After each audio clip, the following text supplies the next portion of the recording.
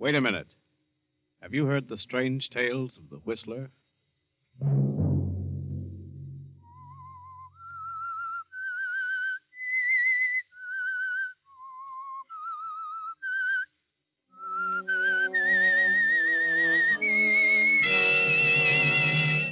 I'm the Whistler.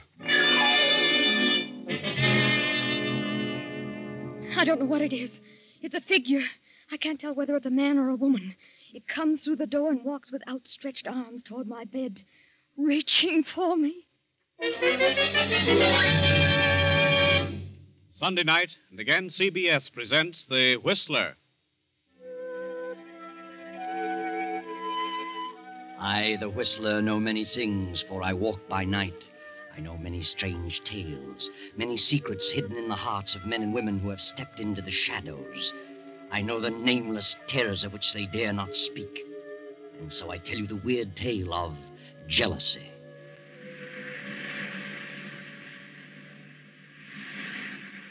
At the edge of the cliff overlooking the sea sits a gray stone mansion, weather-beaten by the storms of several decades. To this mansion, Gilbert Durant brought his bride, Lucia. That was 4 years ago. Gilbert and Lucia were quite happy until last year, when Lucia's half-sister, Beverly, came to live with them. And gradually, something began to happen. At first, Lucia realized that Gilbert's ardor was beginning to cool. He became more absorbed in his writing. Then she felt the cold clamminess of the stone structure almost creep about her and clutch her. Fear grew in her mind, a fear that nearly took her breath. It is evening now, and Lucia, having excused herself at dinner, tosses on her bed in a fretful sleep. No. No. Don't. Get away from me. Ah! No. What's wrong? Benton, come in. What was wrong? Why were you screaming? Benton, I must have been dreaming. It was horrible. You're white as a ghost. You're shaking like a leaf. Yes, I know. Oh, Mrs. Benson, I can't stand it. It's driving me mad. That makes the 4th or 5th time I've dreamed the same thing. The same thing in every detail. I've never heard you scream before. It always comes a little closer to me. Tonight, it almost reached me. It? What do you mean? I don't know what it is. It's a figure. A human figure. But I can't tell whether it's a man or a woman. It comes through that door and walks slowly across the room with its arms outstretched, reaching for me. Are you sure you were dreaming? Oh, now that I think of it, it isn't like a dream, an ordinary dream. Its reality seems to carry over even after I'm awake. Oh, that's what's made you so ill. This dream, if it is a dream, means something? Is that what you think? It's a premonition? Perhaps. What time is it? 9 o'clock. Where's Gilbert? Your husband went horseback riding over an hour ago. Your sister went with him. Beverly? Why didn't he ask me to go? Well, you know you haven't been feeling very well lately. Oh, yes. Yes, of course. Well, if you're feeling better, I'll go back to my room. Oh, yes, I'll be all right. Good night. Good night, ma'am. Beverly. Gilbert and Beverly.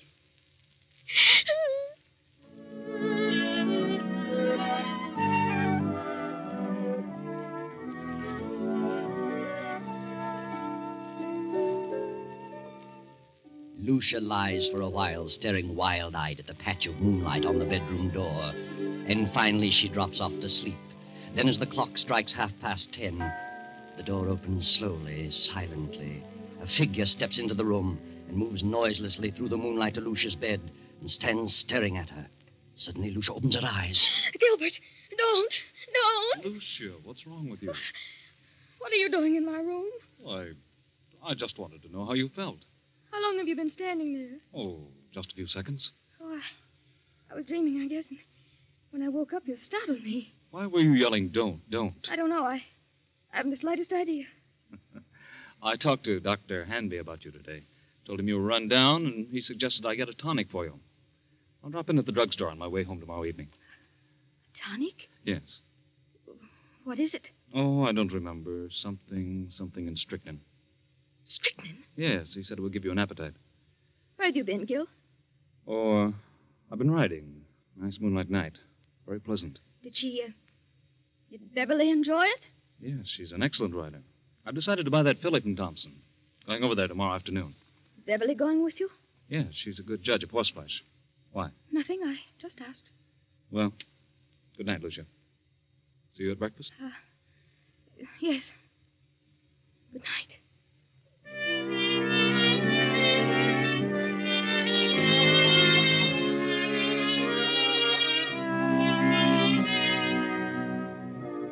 Lucia waits till she hears her husband turn out his light, then slips quickly to her door and quietly down the stairs to the library. With every beat of her pulse, she hears Gil's words. Something in strychnine. Something in strychnine. She snaps on the light and steps to the shelf holding the encyclopedia. She runs her fingers down the long line of books, LMNO, P to R. And then she stops and stares in terror. The S to T is missing. Lucia glances wildly about the room, and then she sees it. There on the desk, the missing volume, and open. She rushes to the desk and stares down at the open page. Good Lord. It's true. It's true.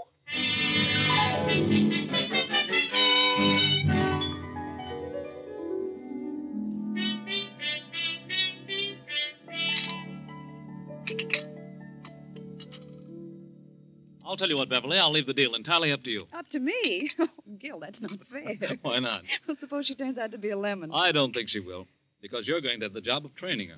Oh, you certainly flatter me. Not in the least. Oh. Good morning, Lucia. I just realized what time it was. We'll be leaving in a few minutes. Yes, it's 9 this very minute. I better step on it. More coffee, Beverly? No, thanks. How do you feel, Lucia? Why, better. Much better. You better eat something. No, I can't. At least some coffee. Yes, I'll have some coffee. I've got to run. See you later, Lucia. Yes, Gil.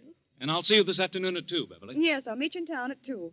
Oh, Gil, don't forget Lucia's medicine. I won't. Goodbye, Lucia. Are you meeting Gil in town, Beverly? Yes, he wants me to decide on that filly he's interested in. Where did you learn so much about horses? Well, it seems to be natural. Why don't you get interested in horses, Lucia? Why should I?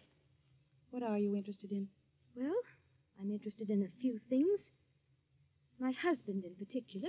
You don't act interested in anything. Really? If you'll take my advice, you'll snap out of this coma and get some pep. If you like women with pep? Well, no man cares about a woman who sits around and mopes. I think you're a hypochondriac. Do you? You should do something about it. I intend to. I intend to do something about it. I'm glad to hear it. Get out and do things. Play games, golf, tennis, swim, and ride. Maybe this medicine will fix you up. You know all about it, do you? What is it? Oh, I don't know. It's a tonic, a builder-upper. I wish I could believe that. At least you can try it. It won't hurt you. No?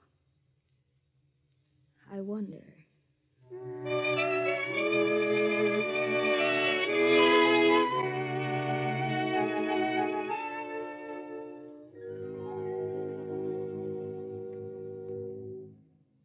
Oh, come in, Doctor. Yeah, Lucia. Why'd you call me out here? What's wrong? I just couldn't make it into town. Oh, it can't be as bad as that. Did Gilbert talk to you about me yesterday? Oh, I saw Gil for a few moments at the club during lunch. Said you were run down. Did you give him a prescription for me? I never do that until I've examined the patient. You didn't give him a prescription. Well, no. What did you suggest for me? Oh, I don't know. Just mentioned a few tonics he might get for you. Spoke of beef iron and wine, and sherry and egg, and I don't remember what else. Then you mentioned nothing specifically. Don't think so. I see. What seems to be wrong with you, Lucia? I don't know exactly. Something has been happening to me that... Well, frankly, I'm afraid I'm losing my mind. Oh, come now. We all feel that way at times. I'm serious. Things happen to me in the night. What sort of things? First, I thought they were just nightmares. But when you have a nightmare, you wake up and the fear is gone. You realize the truth. This vision that comes to me haunts me through the waking hours as well. Vision? Something, I think it's a person who comes through my bedroom door, approaches my bed with outstretched arms as though it intends to strangle me. Each time it comes a little closer, My fear is that eventually it will get to me before I wake up. You always dream the same dream? If it is a dream, yes. Who is the person? I don't know. And you don't think it's really a dream? No. I think it's a premonition. Well, have you any basis for such a fear in real life? Is there someone or something that you're afraid of? Doctor, I'm convinced that they're not dreams. And I'm not asleep. Oh, nonsense. I'm positive they're not mere dreams. Well, I think it's all due to your rundown condition. You probably don't sleep as soundly as you should, and so you transfer sounds in the night to dreams, nightmares. That's exactly what I mean. If I'm only half asleep, I may be transferring actual movements and sounds into dreams. In other words, if someone slams the door in the night, I may half hear it and attribute it to a dream. Yeah, go on. And perhaps I'm not dreaming. I think you'd better come into town and have a thorough physical. You mean a checkup by a psychiatrist? Well, I may have someone to help me. It's the usual thing, you know. Oh. Oh, Dr. Henry. I'm so frightened. Oh, now. Everything's going to be all right. I'm afraid. I'm afraid that I'm going to die. That someone is trying to kill me. You're not going to die. That's ridiculous. I'll call you and make an appointment. Very well. In the meantime, try not to think about it. Keep your mind on something on the brighter side. Yes, I'll try.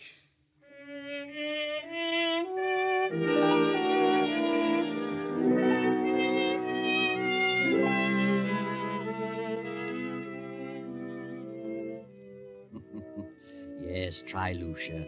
Try hard to keep your mind on something brighter. But you can't, can you? That awful gnawing of jealousy and fear occupy every moment. Gil and Beverly, Gil and Beverly. How could they do such a thing? Then, as the afternoon fades and dusk sets in, there is a knock at Lucia's door. Are you asleep, Lucia? No, I'm not asleep. How are you feeling? Why, I seem to have developed a headache. Have you eaten anything today? No, I didn't care for anything. Well, this will help them. Better take a dose now. I'll measure it for you. What is it? Why, it's the tonic. Did Dr. Hanby prescribe it? Oh, yes. Yes, he did. Where's Beverly? Down in the library. Did you buy the horse? Yes, Beverly thought she was a fine animal. I didn't know Beverly knew so much about horses. She's a horsewoman after my own heart. Is she? Rides like the wind, too. She had intended to go home tomorrow. She's staying on? She's got to. I wouldn't think of her leaving now. Why not? Well, for one thing, she's going to train the horse. And what else? Why, nothing else. Here, take this. It's a little bitter, but you'll get used to it. Gil. Go ahead. It won't hurt you. I don't want it. And why not? It has poison in it. Well, I suppose it does have a little, yes, but only enough to act as a tonic. I don't want it. I won't take it. I won't. Are you going to act like a child? Take it and quit arguing. I won't. I won't. This is ridiculous. I tried to do anything for you, and you act like a spoiled kid. I can't take it. You're impossible, Lucia. I'm afraid. You need this medicine, but you're too confoundedly stubborn. You'd rather sit around and mope all day. Very well, there it is. You can take it or not. Disgusted trying to help you pull out of this. Good night. No, wait, Gil. I'll take it. I'll take it. I don't care whether you do or not. There, I've taken it. Terribly bitter. And take another dose around 11. Gil, where's Mrs. Benson? Why, I told her she could have the night off. Thought she might like to spend the evening in town. You let her off? Yes, she's been sticking pretty close lately. Oh, yes. Yes, she has. Good night. Good night, Lucia.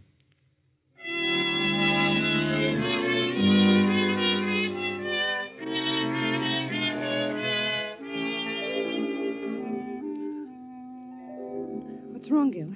You look upset. I am. Lucia didn't want to take it. No? Why not? She's afraid of medicine. What are you going to do? She finally took a dose of it. If I know her at all, she'll never take another drop. Well, she's got to take it, Gil.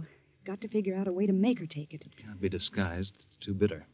Try something else. I'll try and coax her into it again. Isn't there something that tastes more pleasant, or something that you could put in milk or orange juice? I don't know. I'll find something. Of course you will. You've got to. I think Mrs. Benson is the cause of her dislike for medicine. She's keeping her upset. I'm going to let Mrs. Benson go for 2 or 3 days. And maybe something can be accomplished. I'll speak to her now. Well, Benson, what are you doing standing here in the dark? I was just going upstairs to see if Mr. Durant wanted anything before I went out. I see. Oh, by the way, I'm staying home for a couple of days, and I thought that since you've been staying so close to the job, you'd welcome a few days' leave. Leave? Why, yes, but Mrs. Durant may prefer that I stay. I think you'd better get a little rest yourself. You needn't come back till Friday. But I don't need a rest. You come back Friday. Yes, very well, sir. I'll run up and see her before I go.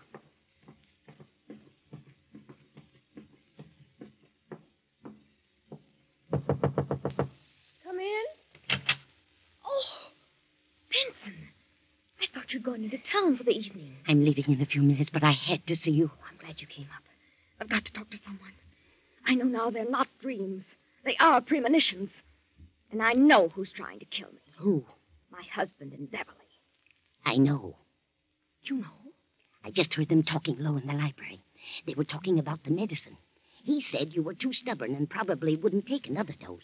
And she said he'd have to find some way to make you take it. Then it is poison.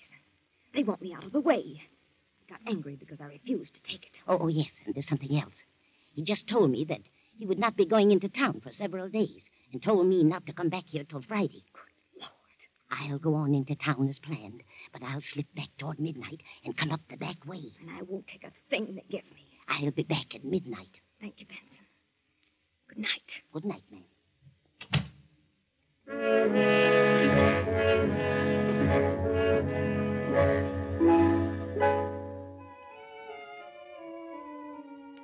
A few minutes before 12, Mrs. Benson returns to the mansion. No lights are burning, so she makes her way quietly through the back entrance, slips up the stairs, and taps lightly on Lucia's bedroom door. Mrs. Durant. Mrs. Durant. Then she turns the knob, opens the door, and snaps on the light. Mrs. Durant, are you here? Then Benson steps quickly toward the bed. The bed is empty, but a horrible sight meets her eyes. Blood. Blood all over the bed. They've done it. They've murdered her. Give me the police department.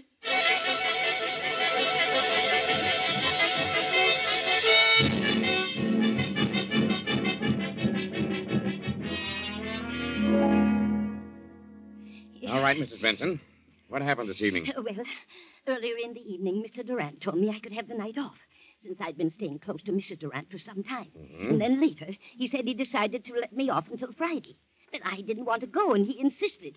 Was there anyone else in the house? Yes, Mrs. Durant's half-sister, Beverly. Did you leave the house? Yes, but I went up and told Mrs. Durant I'd be back about midnight. If you had till Friday, why did you come back at midnight? Because we were both frightened. Of what? Well, Mrs. Durant had been having premonitions that someone was trying to kill her. Who was trying to kill her? She didn't know, but she was terribly frightened. Is that all? No.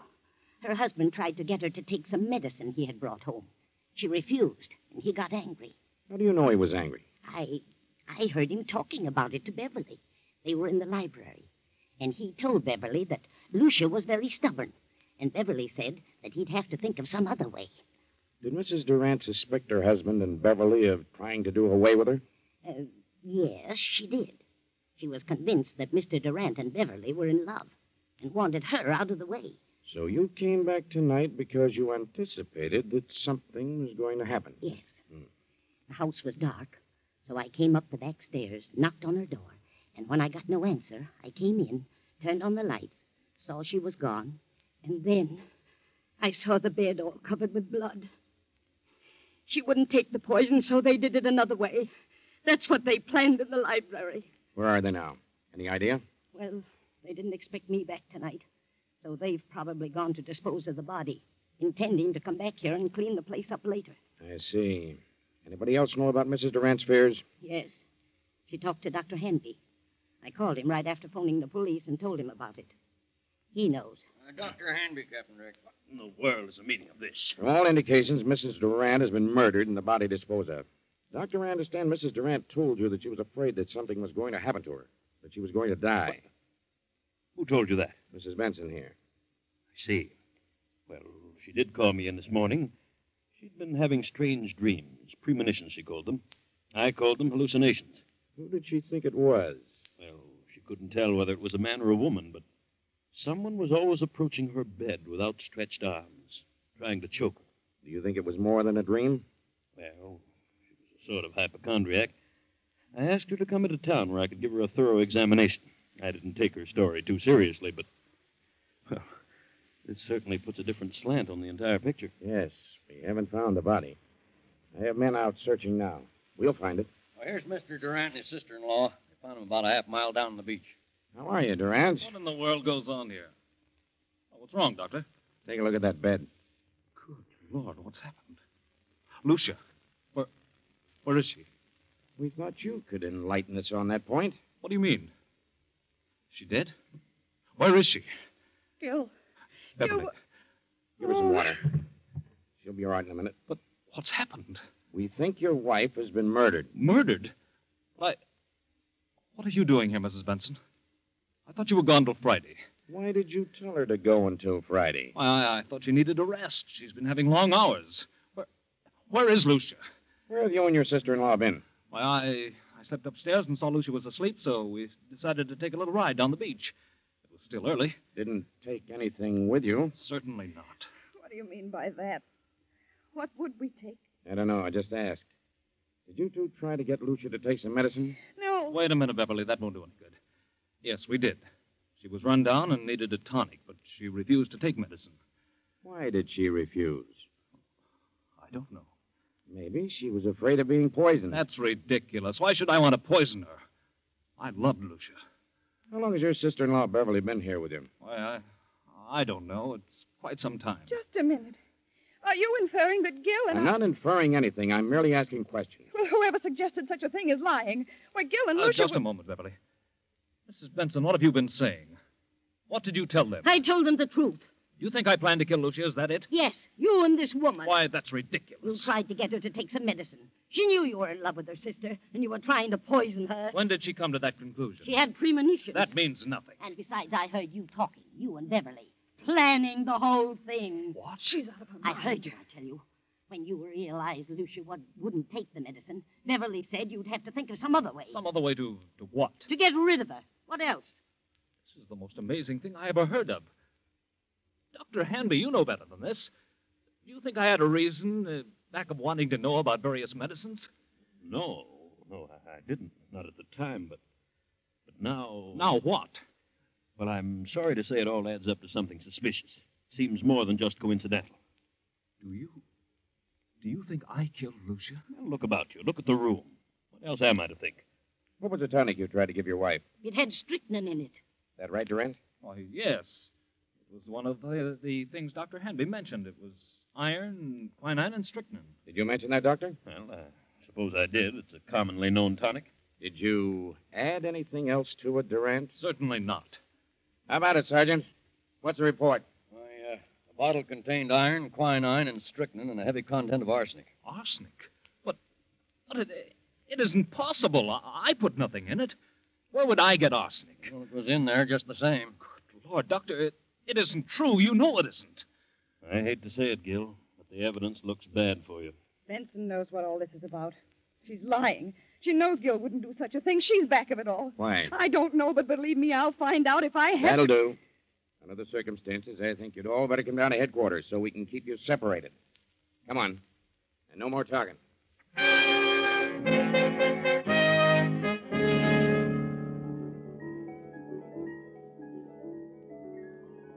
48 hours pass, hours of relentless grilling, endless questioning. Finally, Gil and Beverly are released on a writ of habeas corpus.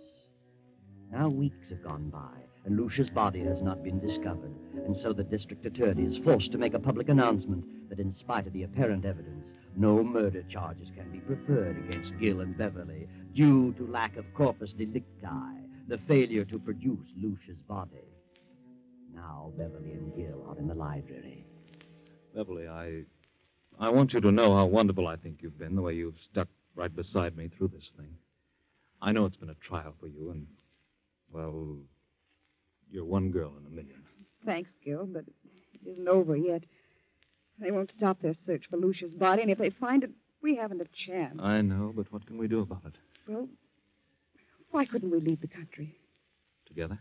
Not necessarily. They'd be sure to follow us. We could go separately in different ways, and... And meet someplace later on? Is that what you mean? Yes, that's what I mean. That seems a bit mad. That would equal an out-and-out confession. But, Gil, if they find Lucia's body, we haven't a chance. It's too strong against us. We never could come back, Beverly. Oh, what of it? I don't want to die, Gil, and I don't want anything to happen to you. Beverly, I don't know what to say. I'm frightened, Gil. I can't stay here with such horrible fear hanging over me. I'll go mad. If you don't go, then I will. I'll leave tonight. Please, Beverly, I need you more than ever now. Please don't go. Don't worry, Gilbert. She won't leave you. Lucia. Good Lord. I won't let her leave you. I'll see that you both go together and stay together for a long, long time. Lucia, what does this mean? We thought you were dead. Disappointed, are you? Where have you been? What happened to you? You're coming to that. You thought I was dead. Well, I'm not. I'm live enough to pull this trigger. I've been behind those drapes, and I heard every word you said. Now I know you're in love with each other. Now I know you wanted to do away with me. In love? With Beverly? From the day she came here. She took you away from me. I did not. We never thought of such a thing, never. It never entered my mind. Why do you lie about it? You do love her. Why don't you admit it? I love Beverly. Yes. You certainly have a vicious mind, Lucia. For the first time, I see you for what you really are. I never even thought of such a thing.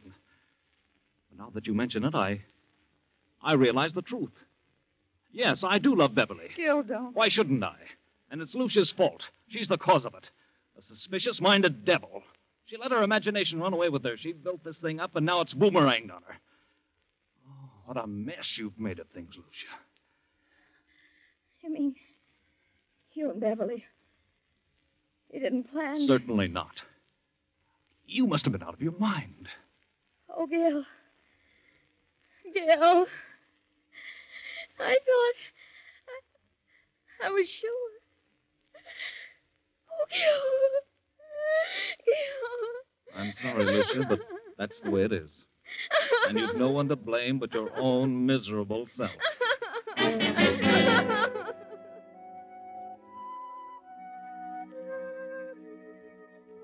No one to blame but her own miserable, jealous, suspicious-minded self.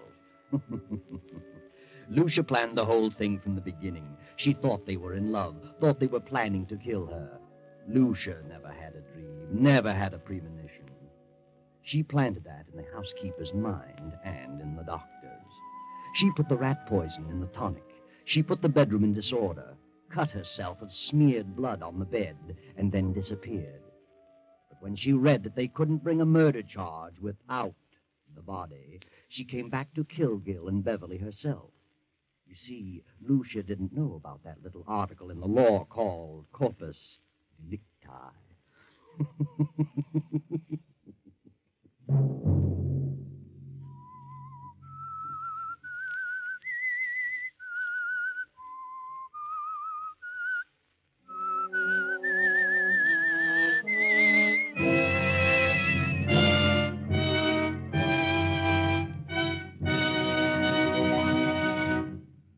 CBS has presented The Whistler. Original music for this production was composed and conducted by Wilbur Hatch. The Whistler is written by and directed by J. Donald Wilson and originates from Columbia Square in Hollywood. Next Sunday, 9:15. I, the Whistler, will return to tell you the eerie tale of Back from Beyond. Good night. This is the Columbia Broadcasting System.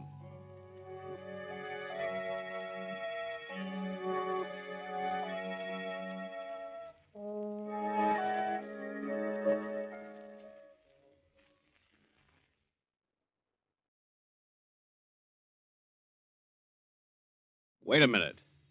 Have you heard the strange tales of the Whistler?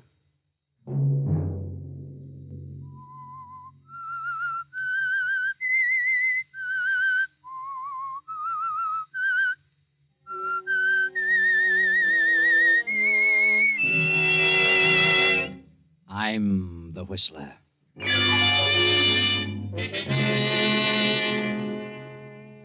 I get a terrible feeling of depression.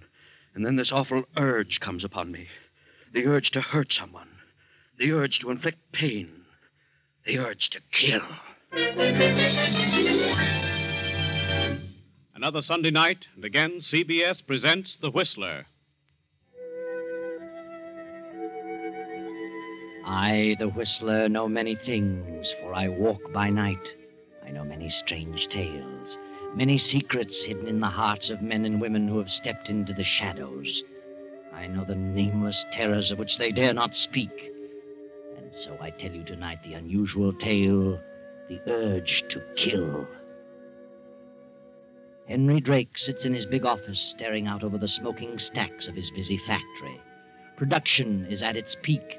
The demands of the past year have brought untold problems to his desk and placed heavy loads on his shoulders.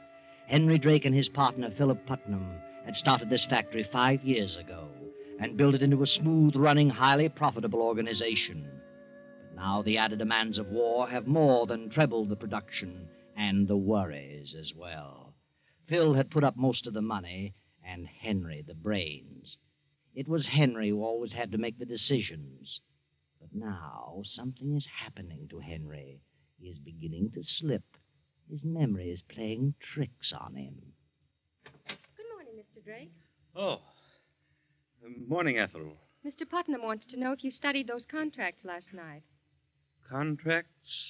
What contracts? Why, the ones he gave you last night. You said you'd take them home. They must be signed by noon. Contracts? Why, I don't know what you're talking about. When did Phil give me any contracts? What? Just before you left last evening. Well, that's funny. Don't you remember? What? Remember? Well, yes. Yes, I do remember now. Yes, of course. Well, may I have them? Well, let me see. What on earth did I do with them? Oh, tell Mr. Putnam to step in here. Yes, Mr. Drake. Mr. Drake would like to see you, Mr. Putnam. I'll be right in. I'll ring if I need you, Ethel. All right. Good morning, Henry. What's up? Why, about those contracts you gave me yesterday evening, just what were they about? What? What do you mean? Haven't you read them? No, I haven't. Good heavens, man. They were supposed to be signed by noon today, and it's 10 o'clock now. Now, where are they? I don't know where they are, Phil. I can't find them. I'm sure I didn't take them home. Oh, you must have. Strange. I can't remember a thing about them. Well, what did you do after you left here? Where'd you go? Why, I went home. That is, I think I did. Think you did? What's the matter with you, Henry? I don't know, Phil. I can't seem to recall a thing I did last evening. Are you kidding? Certainly not. Why should I kid about such a thing? Well, don't get sore about it. It's certainly ridiculous. This is a serious situation.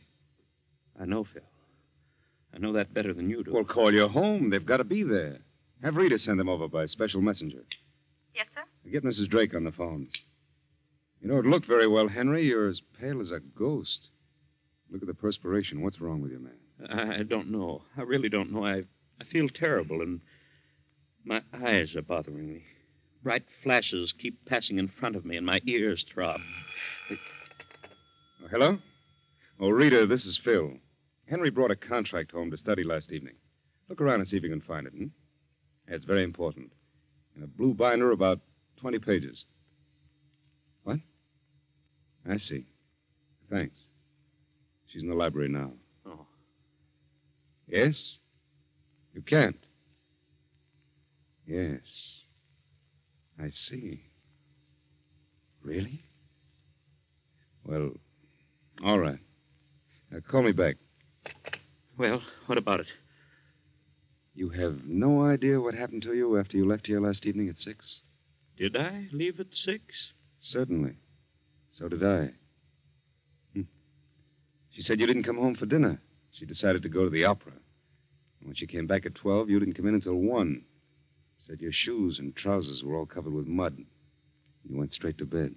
Was it raining last night? Of course it was. I don't remember that. Rita's going to look in the coat and suit you were wearing last night. She'll call me back. What on earth is happening to me? Where could I have gone? Yes? Yes, Rita. Well, you couldn't. I see. Very well, thanks. Goodbye. Not a trace of the contract. Now what? Phil, Phil, I've got to tell you this. This isn't the first time this has happened. It's been going on for weeks.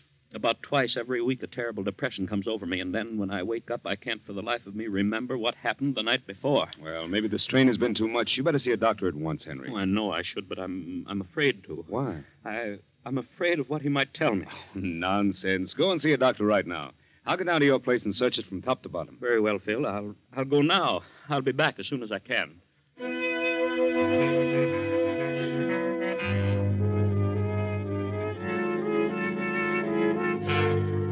Henry stumbles in a daze from his office and walks about the city for an hour trying to make up his mind to see a doctor.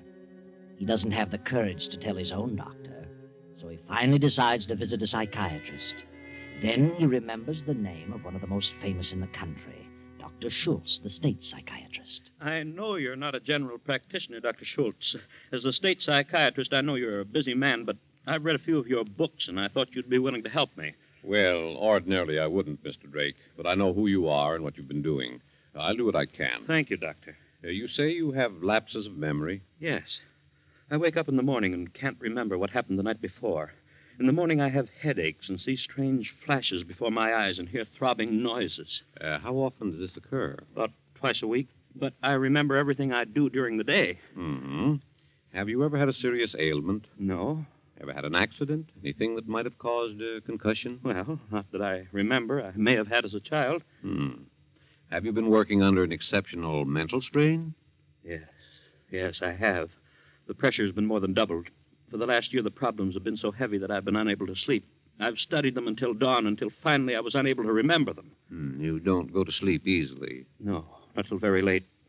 From all appearances, I wander about until 1 o'clock in the morning. Where, I don't know. You're married? Yes.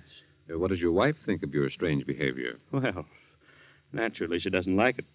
She says I walk in and go to bed without saying a word. So now she doesn't even ask where I've been. Are you and your wife incompatible? Well, somewhat. Have you ever been interested in another woman? I have not. Any children? No. Have you ever been caught in a predicament where you were forced to do something dishonest in order to escape a severe penalty? Well, what do you mean? Well, I'll put it another way. Do you fear anything or anybody? No. Do you hate anything or anybody? Yes. Lately, I dislike my work, my business, intensely. Why? I don't know why. Maybe I've had too much of it. Who is closest to you in your work? Well, I have a partner, and we have a secretary. And who are they? My partner is Philip Putnam. My secretary is Ethel Watson. Oh, you both have the same secretary? Yes. That way we keep things more orderly. Could you get along without her? Oh, I never thought of it. She's very capable, but I suppose I could get along without her. Does your partner have as much responsibility in the business as you? I do most of the mental work. You resent that? You mean, do I think he should take more responsibility? Yes, I do. But he isn't capable. He plays golf and takes days off at a time. Yes, I do resent that. I know nothing can be done about it. Is your partner married? No. For a while, I thought he and our secretary were growing fond of each other, but in the last few months, it seems to have cooled. Are your financial affairs in order? Exceptionally so, never better. Are you worried about the outcome of the war? No more than anyone else. I realize it'll keep every nose to the grindstone. And you drink? Oh, I'm temperate. Probably a little more of late. Never took narcotics? No. I've tried sleeping tablets, but they did me no good. I see. Have you anything further to add to this discussion? No. Then I must ask you to leave and not come back. What? Why, what do you mean, Doctor? Just that. Leave and don't come back until you decide to tell me the truth. But I've been telling you everything I know. No, you haven't. There's something you've been withholding. Good day. Wait a minute. What are you trying to say? I'm not trying to say anything. I've told you that you're holding something back, some fear that you don't want known. But if you want me to help you, you'll have to divulge everything. All right. I thought maybe you could help me without my telling, but... All right. I'll tell you what it is. That's better. It happens on these mornings when I fail to remember what has occurred the night before. It happens during these spells of flashes and noises. What happens? I get this terrible feeling of depression. And then slowly, gradually, the urge comes to me. The urge to what? The urge to hurt someone, the urge to inflict pain, inflict injury on someone. On whom? Anyone, any person who comes into my mind, anyone I see or think about, the waitress in the cafe, my secretary, my chauffeur, my wife, my partner, a laborer, anyone. Have you ever killed anyone, Drake? No, I swear never, and I don't want to. And that's why I'm here. I'm afraid of myself. I don't want to harm anyone. I'd rather die. Would you? Yes. All right. Now you know. That's my great fear. Something's got to be done about it. You've got to help me. Very well, Drake. I'm glad you finally told me. Now I know what to do, know where to start. You don't think I'm going completely to pieces? Mentally, I mean. No, I don't think so. You think it's just temporary? Let's not talk about it anymore. But what can I do? I want you to stay away from the business for a week. Don't go near it. Don't think about it. I want you to stay in bed as much as possible. Read something in a light vein. Putter about, if you like, in the garden, say. Anything but business. At the end of the week, I want to see you again. But above all, rest. Rest your mind and your body. Yes, I understand. And you think you think that will bring me out of these spells? I think everything will turn out for the best. Oh, thank you, Dr. Schultz. I appreciate all this, and I'll see you in a week. Goodbye, Mr. Drake. Miss Burton. Yes, Dr. Schultz. Did you take down that interview, Miss Burton? Yes, Doctor. I made a recording of it. Thank you.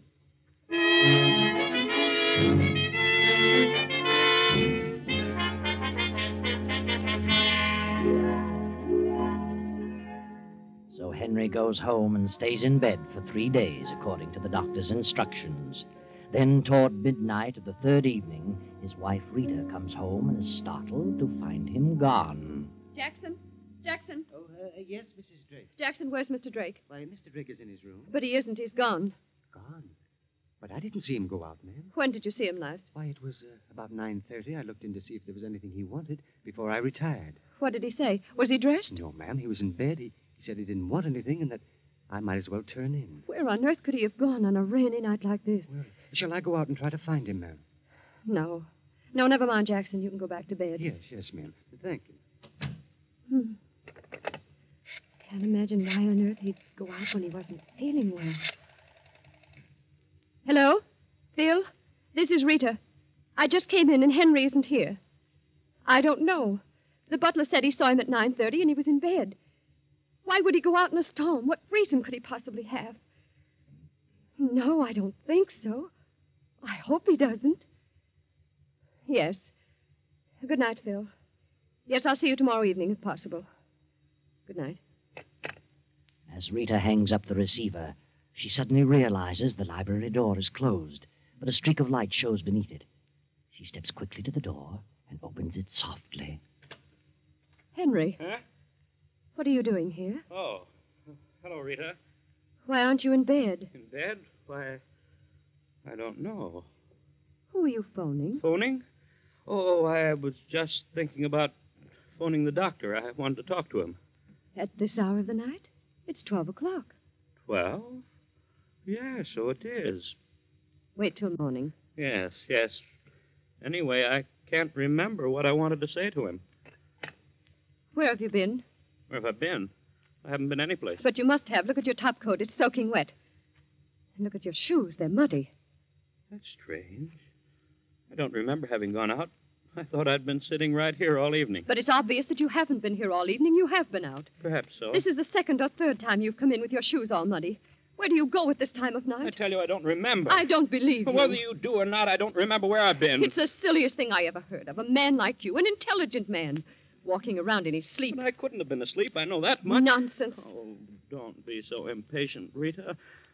I don't like this any more than you do, but I'm sure I'll be all right in a short time. Dr. Schultz will pull me out of it. Well, I hope so. Have you been out, Rita? Why, of course. I told you early in the evening I was going to play bridge with the Parkers. Oh, perhaps you did, but I don't remember that either. I told you just the same. Oh, I'm sorry, Rita. I know this must be very trying for you. It isn't very pleasant to have a man mope about the house all the time. Better go to bed, Henry, and get off those wet clothes. Oh, yes. Rita, why don't you go away for a few days? Take a little rest. I know you're terribly upset about all this, and, well, it would do you good It wouldn't be exactly right for me to go away at a time like this. What would people think of me? Well, who cares what people think? You could go up to the mountains or down to Miami or, well, any place. Maybe by the time you come back, I'll be all right. Do you want me to go? Oh, I don't want you to go, but I think it would be good for you. You're becoming upset because of me, and I think you'd worry less if you got away for a few days. Very well. Perhaps you're right. We'll talk about it in the morning. All right. Good night, Rita. Good night.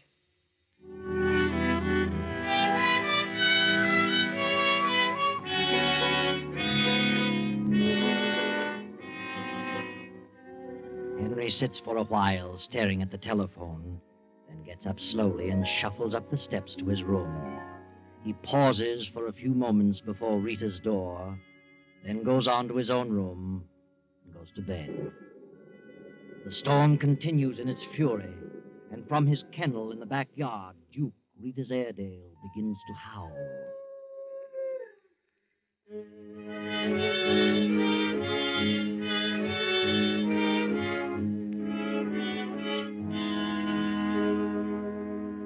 Finally, the storm subsides. Morning comes, and Henry joins Rita at breakfast. What's the matter, Henry? You haven't eaten a bite. No, I'm not hungry. I don't feel at all well this morning. You do look pale. I've never seen you so haggard. No? What's the matter with your hands? My hands? Well, yes, you keep staring at them and flexing your fingers. Oh, I don't know. They seem to... Well, it feels like rheumatism. Have some coffee. Yes, I believe I will. Here you are. Oh, good heavens. All over the floor. Oh, I'm sorry. I just seem to have no grip. Getting bad. I can't even hold on to a cup. Rita, what have you decided about that trip? I wish you'd take a few days' vacation. Oh, you sound as though you want to get rid of me. I'm only thinking of you. Very well, if you insist. I'll go up to the mountain place. Maybe it'll do us both some good. Oh, Mrs. Drake! Mrs. Drake! Jackson, what on earth are you so excited about? Something terrible has happened. Terrible? What do you mean? I don't know how to tell you. It's awful. Well, what are you trying to say? It's Duke, your Airedale. What's happened to him? He's dead. I just went out to the kennel to unhook his chain, and there he was, ma'am. Oh, good heavens. Well, what happened to him? He's been strangled. There he was beside his house, and his tongue sticking way out. Oh, it's awful, ma'am. Strangled? But why? Who would... Well, maybe he got tangled up in his chain, but it didn't appear so, ma'am. Somebody did it deliberately. Oh, the poor fellow. I can't imagine such a thing. Wait a minute, Rita. I wouldn't go out there. Oh, but I must. Please don't. It'll just upset you. Please don't go. Very well. But, I'm just sick all over. Oh, now, Rita, I know how you feel, and it's a shame. Jackson, tell the maid to pack Mrs. Drake's things. She's going to the mountains for a few days.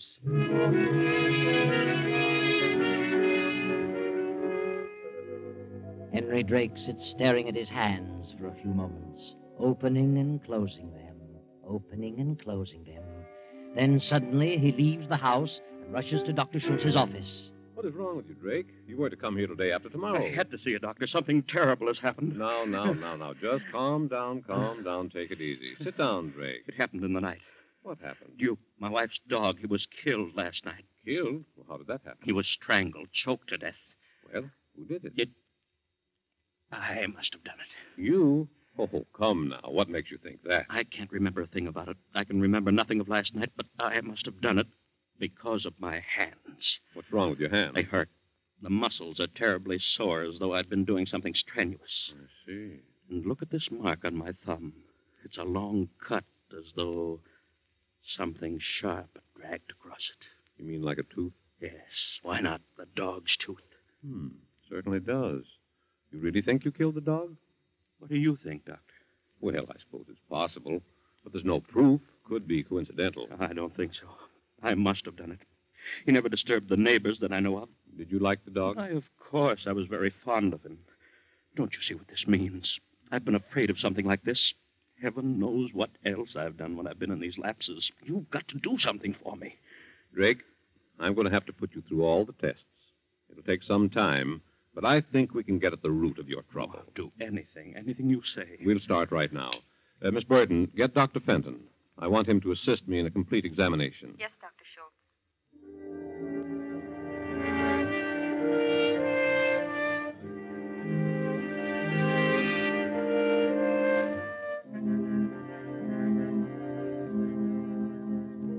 Now, Drake, just relax and continue staring into this little beam of light. We want you to answer these questions as quickly as possible. Yes. You're crossing a street. An automobile suddenly bears down upon you, you see? Yes. In an effort to save yourself, you jump out of the way. Yes. You jump forward or backward? Why, backward? Why? I can jump backward quicker than I can forward. Repeat after me as rapidly as possible. 1, 2, 3, 5, 6, 8, 9. 1, 2, 3, 4, 5, 6, 9. You have no children? No. But you are married? Yes. Suppose you had a child. You come home at night and discover your house is on fire. Your wife and child are alone, asleep on the second floor. Will you try to rescue them first or call the fire department? Call the fire department? I see. Get all that with the timing, Miss Burton? Yes, Doctor. Now, Drake, keep your eyes on the black dot. Follow it closely as it moves. I'm going to call out a series of words. As I call them, you will answer the word or phrase suggested by what I say. Yes. Green. Grass. Roses. Funeral. Orange. Sunset. Honeysuckle. Home. Violets. Wife. Red. Blood. Dog. Hands. Auto. Wreck. Rain. Mud. Love. Hate. Very well, Drake. Rest for 10 minutes, and we'll proceed to the next test. How do your hands feel? Huh? Why, about the same. All right. Come with me, Miss Burton.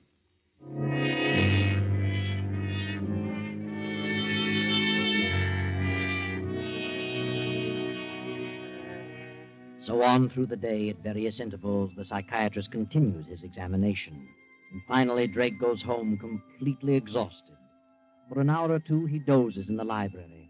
Then about 9:30, Jackson, the butler, steps into the room. Beg pardon, sir. Huh? Where have you been, Jackson? Why, no one was here, sir. I went over to visit my brother for a few hours. Where's Mrs. Drake? Why, she's gone to Miami for a few days, sir. Said to tell you she thought she'd better go today. Took the 6 o'clock train this evening. Oh, I see. Anything you want, sir? No, you can turn in if you like. Yes, thank you, sir. Good night. All right. Henry sits staring into the dark for almost an hour.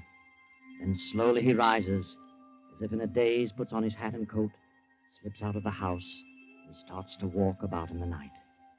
Finally, he comes to an apartment house, climbs to the top floor, and knocks on the door. Henry, what are you doing here? I want to talk to you, Phil. Oh, come in. What's the matter with you?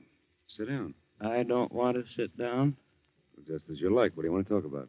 You have your bags packed. Are you going someplace? Why, yes. I'm driving down to Boston for a week on business. On business? Yes, on business. I tried to reach you today, but was unable to. What on earth's wrong with you? What are you staring at? You sure you're going to Boston? Certainly I'm sure. What are you laughing about? You aren't going to Boston. I know where you're going. I tell you, I'm going to Boston. I don't believe you. What are you talking about? Rita's gone to Miami. Why don't you go to Miami, too? Wouldn't you like that better? I think that'd be very jolly. Oh, for heaven's sake, stop this nonsense. Is Rita here? Certainly not. Why should she be here? I wonder. Couldn't you think of any reason? I think you're out of your mind. Do you? Really? You certainly act like it. Oh, but I'm not. I'm perfectly sane. Oh, crazy people think they're sane. Maybe I am crazy, but I don't feel crazy. I'm perfectly normal. You better go home. You're in no condition to be wandering around. Where's Rita? I don't know where Rita is. She hasn't been here? No. You're lying, Phil. She has been here. That's ridiculous. Look, here in the ashtray, one of Rita's special-made cigarettes. Why, I put that there. I thought I'd try them. Really? When did you take to using lipstick, Phil? All right. She was here, but she left to catch a train at 6 o'clock. And you'll catch the next one, is that it? She came here to talk about you. She's terribly upset about your condition. She thinks... Well? What does she think? She's become afraid of you. Oh, has she? And what caused that? Well, Why wouldn't she be upset? You've been acting like a lunatic. She thinks you killed her dog. Did you? I don't remember. Maybe I did. I've got to hurry. My train leaves in half an hour. There's no train for Boston for 3 hours, but the train to Miami leaves in half an hour. You'd better go home, Henry. Why don't you admit it? Why lie about it? You're meeting her in Miami. Get out of here. You and Rita are in love. I know it. I've known it for weeks and weeks. Last night I found out for sure. You're crazy. Maybe I am. But I heard you both talking on the phone. She didn't know I was listening in on the extension in the library. I heard you agree to meet at a certain time. That's what I've been waiting for. Now I know. All right. What of it? The way you've been acting is enough to make any woman dislike you. Oh, so you admit it? Yes. Now get out of here. Henry, put away that gun. All right. I'm going to leave it right here when I'm through with it. I'm going to kill you. You insane fool. You can't get away with a thing like this. You can't prove anything about Rita and me. They'll hang you. I don't think so. Don't you remember? I'm crazy. I'll fix you. Police department. Go ahead. Call them. That's fine. Hello? This is Phil Putnam, Rexley Apartments. There's a madman in my rooms. He's trying to kill me. It's crazy.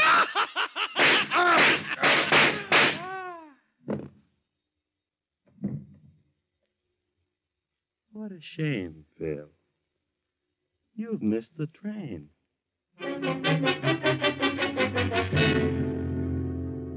Well, it's all over, Henry. And sit down now and wait for the police.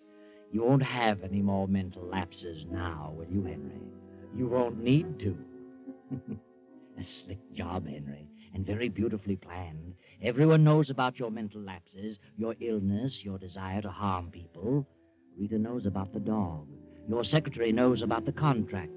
And most important of all, Dr. Schultz knows that you've been suffering from a mental disorder for weeks. Oh, there'll be a trial. Your plea will be insanity. You'll go away for a while, and then all of a sudden you'll be cured and walk out a free man. Now we're in the courtroom. Dr. Schultz, the psychiatrist, is speaking.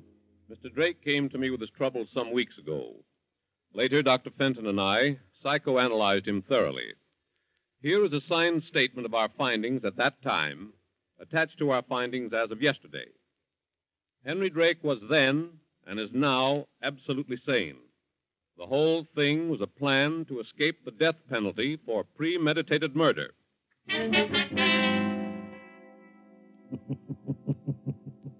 Well, there you go, Henry. The whole thing blew up in your face. A beautiful plan gone haywire. You should have spent less time thinking about your revenge, Henry, and more time studying psychology. Too bad.